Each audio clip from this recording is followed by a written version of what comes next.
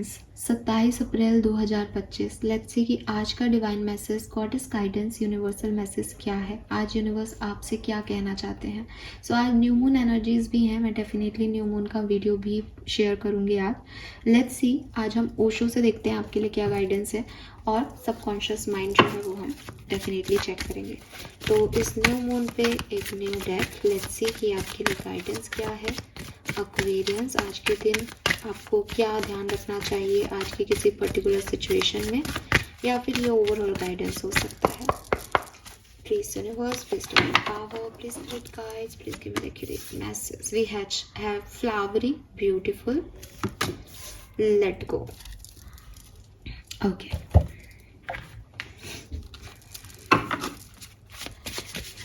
और आपका subconscious mind क्या कह रहा है। एक्वेरियस, सबकॉन्शियस माइंड क्या कह रहा है। Divine juggling, wow, master different aspect of yourself, both light and dark, progress, inner harmony, very nice, very beautiful. और सी यहाँ पे भी फ्लावर्स हैं और इसकी कैप में भी फ्लावर्स हैं।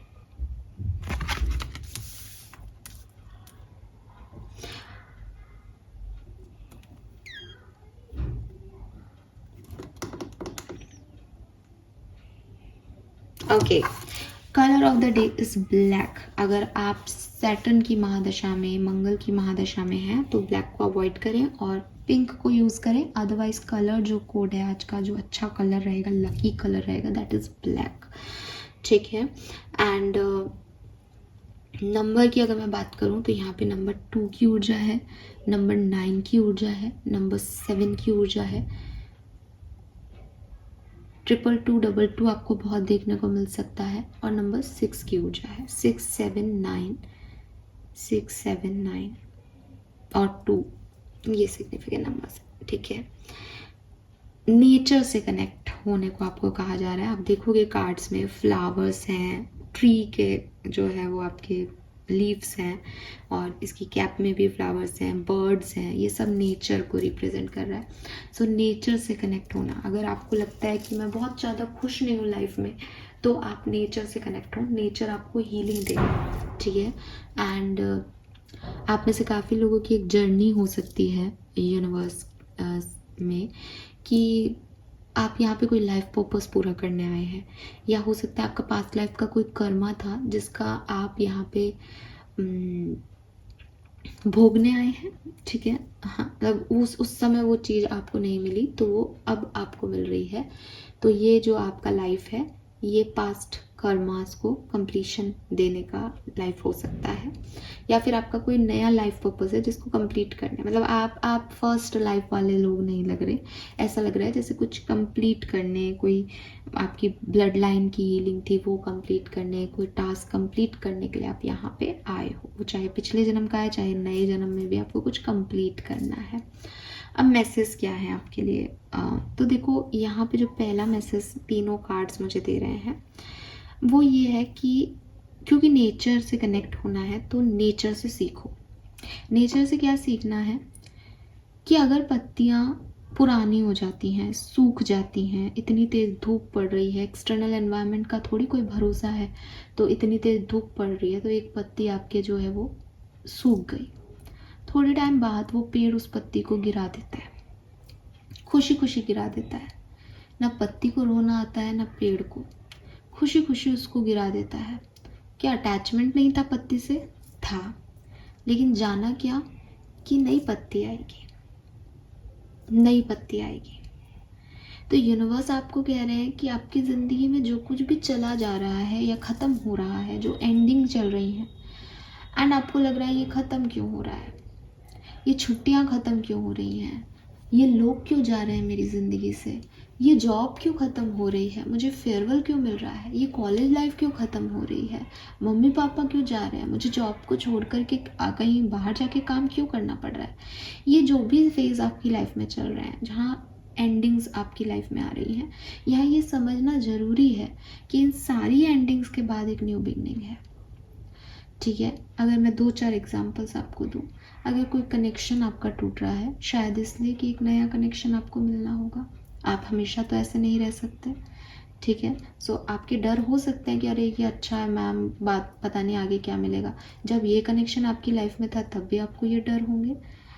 तो डर आपके बनाए हुए हैं।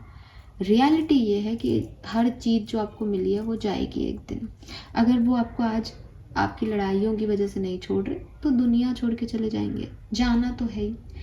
अल्टीमेट रियलिटी तो यही है। और जो अगर आप किसी की डेथ से भी डील कर रहे हो, किसी के जाने से डील कर रहे हो, तो न्यू बर्थ एक सच्चाई है। कहते हैं ना कि आपके दादा दादी जो है वो आप ही के घर में कहीं जन्म लेते हैं। आपकी एक ब्लड लाइन जो है, आपकी जो एंसेस्टर लाइन है, वो ऐसे ही चलती रहती है कर्मों का खेल। तो खुश होना चाहिए, खुश होना चाहिए कि शायद इस फॉर्म में वो मेरी लाइफ में वापस आएंगे, शायद ऐसा होगा मेरे साथ। खुश होना चाहिए कि अगर वो वापस नहीं भी आते तो एक दिन मुझे भी वहीं जाना है, तब हम मिलेंगे। तो यूनिवर्स आपको यही गाइड कर रहा है कि जो कुछ भी एंडिंग है, जो भी चीज़ें जा रही है, उनकी तरफ एक लेट गो की एनर्जी शो करे। ठीक है, जैसे ट्रीज करते हैं, लेट गो कर देते हैं कि ठीक है यार ये पत्ती सूख गई, सूखी पत्ती किस काम की, तो उसको लेट गो करना आना चाहिए। तो ज़िंदगी में जो कुछ भी शुरू किया और वो काम नहीं बन रहा, उसको ख़त्म करना आना चाहिए, उसको छोड़ना आना चाहिए। आप उसको पकड़े नहीं रह सकते। आप तलवार को, रस्सी को जितना पकड़ के रहोगे वो आपको ही नुकसान पहुंचाएगा, आपको ही हर्ट करता रहेगा। तो उनको छोड़ना अच्छा है कि तकलीफ़ तो हो रही है लेकिन चलो ठीक है, जाओ, जाने दिया। ये लेट गो करना बहुत ज़रूरी है सीखना एक्वेरियस आपको, क्योंकि आप लेट गो नहीं कर पाते। और क्योंकि आप लेट गो नहीं कर पाते तो आप पास्ट में ही अटके रहते हो। तो जो कुछ भी प्रेजेंट आपको देता है गिफ्ट, उसकी आप अवहेलना करते हो, उसकी आप वैल्यू नहीं करते। अगर आपके दोनों हाथों में अभी आप कोई चीज़ रख लो और मैं कहूँ कि मेरे पास आपको देने के लिए आपकी एक विश जो है वो पूरी कर दूंगी मैं, ये लो मैजिक, आप पकड़ोगे कहाँ उसको? तब भी तो छोड़ोगे कि ये मिल गया चलो अब छोड़ दिया। तो जब कोई रिलेशनशिप आपका टूट रहा है, आपको ये क्यों लगता है कि पहले नया आ जाए फिर मैं इसको छोड़ दूंगा? ये तो सेल्फिशनेस है। नया आते ही आप उसको छोड़ने को तैयार हो, लेकिन अभी आप उसको नहीं छोड़ रहे हो क्योंकि आपको लगता है आपको नया नहीं मिलेगा। ये तो गलत बात है। ये कैसे सही बात है? तो लेट गो की एनर्जी को लेके आओ। दूसरी चीज, जब आपकी पेड़ पे या पौधे पे फूल आते हैं ना, तो एक टहनी पे एक फूल आता है। और अगर आप गार्डनिंग करते हो, नहीं करते तो गूगल करना, ऐसा कहा जाता है कि उसकी पंचिंग कर दो, उसको निकाल दो, उस टहनी से उस फूल को निकाल दो। जब आप उस फ्लावर वाली टहनी को कट कर देते हो तो उससे 2 ब्रांचेस नहीं निकलती है। तो आपका जो प्लांट एकदम सीधा सीधा सीधा सीधा बढ़ रहा होता है ना, जब आप उसको कट करते हो तो वो नए फ्लावर पॉट बन जाता है, ज़्यादा फ्लावरिंग आती है। तो ज़िंदगी में भी ना ये नियम अपनाओ कि जब बहुत ज़्यादा हाइप मिलने लगे ना, जब बहुत सारी चीज़ें मिलने लगे ना, तो उस सिचुएशन को, उस कॉर्ड को कट कर दो कि अभी ये मेरे को नहीं चाहिए, अभी मैं और मेहनत कर सकता हूँ, अभी मैं और दुनिया देख सकती हूँ, अभी मैं और सह सकता हूँ। कट कर दो। ये कट करना बेवकूफ़ी नहीं होती, ये कट करना भविष्य के लिए बहुत ज़रूरी होता है। फॉर एग्ज़ाम्पल कि अभी आप कोई इन्वेस्टमेंट कर रहे हो, और कुछ लोगों के लिए यही गाइडेंस हो सकता है इन्वेस्टमेंट से रिगार्ड में, कि अभी आप कोई इन्वेस्टमेंट कर रहे हो और आपको लगता है कि यार अब जो है ये इन्वेस्टमेंट काफ़ी अपन ने इस मनी को इकट्ठा कर लिया है और आपको नीड भी नहीं है उस मनी की, तो बेहतर यही है कि आप उसको कंटिन्यूशन में आगे लगा दो कि भाई अभी ठीक है, ये मुझे इतना पैसा मिल रहा है लेकिन मुझे अभी इसकी नीड नहीं है। अगर ये बाहर आया तो मैं इसको खर्च कर दूंगा या इसको कहीं लगाऊंगा। इससे अच्छा है कि ये वहीं की वहीं आगे बढ़ता रहे। ठीक है, तो ये हो सकता है आपने इस बैंक से निकाल के उसको किसी और म्यूचुअल फंड में डाल दिया। ये सब क्या है? ये सब है कि जब मुझे एक्चुअली में ज़रूरत होगी तब मेरे पास बहुत अच्छा लिक्विडिटी फंड होगा। तो ये समझदारी है ना, ये बेवकूफ़ी थोड़ी है कि अरे पैसा मिल रहा था ज़्यादा, तूने लिया नहीं, क्यों लूँ, मुझे ज़रूरत नहीं है अभी। जब ज़रूरत होगी तब के लिए मैंने ऐसी स्कीम्स में लगा दिया कि वो बहुत ज़्यादा ग्रो करेगा। तो यूनिवर्स आपको यही कह रहे हैं कि कभी कभी जब आपको ब्लूम करना होता है, जब आपको बहुत रौनक से जैसे फ्लावर करना होता है, जब फ्लावर को खिलना होता है, तो उसको बहुत सारी एनर्जी चाहिए होती है। तो डिसाइड करो कि मैं इस एनर्जी को आज ही यूज़ करके खिल जाऊं और मुरझा जाऊं, या समय आने पे खिलूँगा। यूनिवर्स आपको समय आने पे खिलाएगी। जब आपको एक्चुअली में उसकी ज़रूरत होगी। अगर अभी आपको लग रहा है इतना बुरा समय है, क्या मेरी ये ज़रूरतें नहीं है? शायद नहीं है, आप नहीं समझ पा रहे। शायद अभी सिर्फ लेट गो करने से काम चल जाएगा।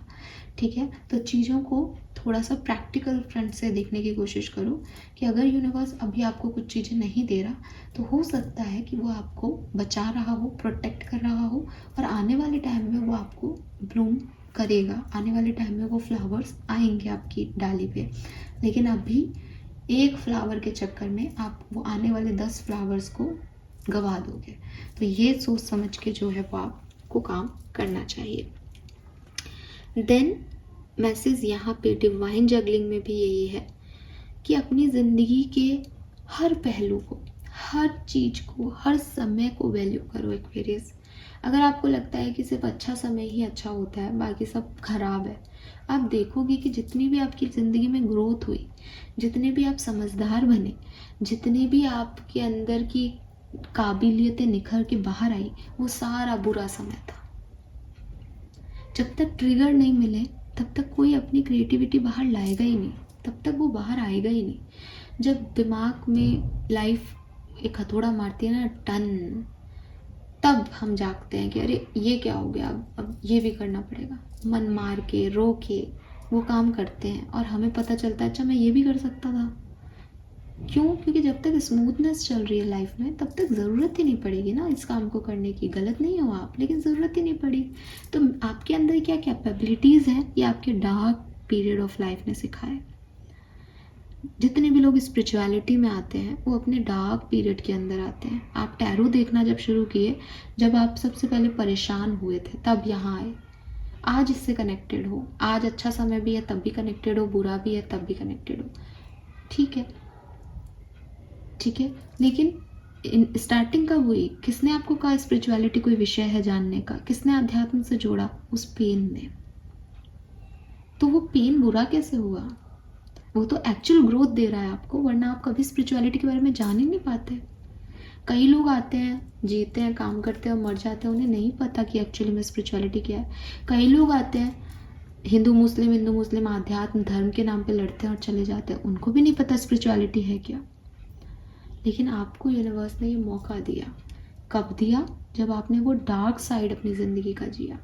तो फिर क्या ग्रोथ डार्क साइड में होती है तो सबको दुखी मिलने चाहिए? अच्छे साइड क्या है? नहीं, वो भी बहुत ज़रूरी है। आपकी लाइफ के अच्छे पीरियड में आप अपनी ग्रोथ को इम्प्लीमेंट कर पाते हो, आप बता पाते हो, लोगों से बांट पाते हो। अगर रोता रहे एक आदमी तो उसके अंदर क्रिएटिविटी निकल के तो आ जाएगी, पर अच्छे समय में वो उनको बांट सकता है लोगों से कि हाँ यार मैंने इतना दुख झेला, तुम मत झेलना, देखो मेरी बात सुनो, ऐसा ऐसा होता है। तो वो कब कर रहा है? वो जब उसका अच्छा समय आ गया, जब उसने लड़ाई लड़ के जीत ली, एक विक्ट्री ले ली अपनी लाइफ की। तो जो प्रोग्रेस है वो हार्डशिप में है एक्वेरियस, जो ग्रोथ है वो हार्डशिप में है, और जो लाइटिंग वाला पीरियड है वो लाइट को स्प्रेड करने का टाइम है कि आपने जो सीखा उसको आप बांट रहे हो। दोनों टाइम की वैल्यूज़ हैं। इस बैलेंस को सीखें, इस लाइफ के चक्रा को समझें। ये व्हील है जो ऊपर से नीचे, नीचे से ऊपर, अच्छे से बुरा, बुरे से अच्छा चलता ही जाना है। इससे आप बच नहीं सकते। जिस दिन आप इसको समझ जाएंगे, आपको आपकी लाइफ का कोई सिचुएशन ख़राब नहीं लगेगा। प्रॉब्लम सिचुएशंस की नहीं है, प्रॉब्लम आपके रिएक्शन की है। अगर आप बुरी से बुरी सिचुएशन में भी चुप बैठ रहे हो, आप अच्छे हो, आपने सीख लिया लाइफ को जीना, क्योंकि आपको पता है कि मैं इसको कंट्रोल नहीं कर सकता, तो ये ऐसे ही जाएगी। सिचुएशन की वजह से आप खराब हो रहे हो, आप गलत कर रहे हो, आपके कर्मा खराब हो रहे हैं, आपने कुछ नहीं सीखा। क्योंकि आपको कौन चला रहा है? सिचुएशंस चला रही है लाइफ में। ठीक है, सो वनवास भी आएगा और राज तिलक भी आएगा एक्वेरियस, लेकिन वनवास में बिहेव आपका वही होना चाहिए जो राज तिलक के टाइम हो। ये डार्क पीरियड है वनवास, वो लाइटिंग का पीरियड है। ठीक है, तो राज भी आपको ही करना है और वनवास भी आप ही का है जीवन में। लेट्स सी आपका कर्मा मैसेज। ओके, दो कार्ड आना चाह रहे हैं बट मैं एक ही लूँगी। डूइंग सम कम्युनिटी वर्क, तो यूनिवर्स चाहते हैं कि आप कम्युनिटी रिलेटेड सोशल वर्क जो है वो करें, आपके लिए अच्छा होगा। ये सोशल वर्क किसी भी तरीके का हो सकता है, पैसे से रिगार्डिंग हो सकता है, सर्विसेज के थ्रू हो सकता है, कैसे भी आप अपनी कम्युनिटी को जो है वो सर्व करें, हेल्प करें लोगों की, ये आपके लिए अच्छा होगा। So this is all for you Aquarius, hope ये आपसे रेजोनेट होगा। चैनल को लाइक और सब्सक्राइब कीजिएगा। Bye bye.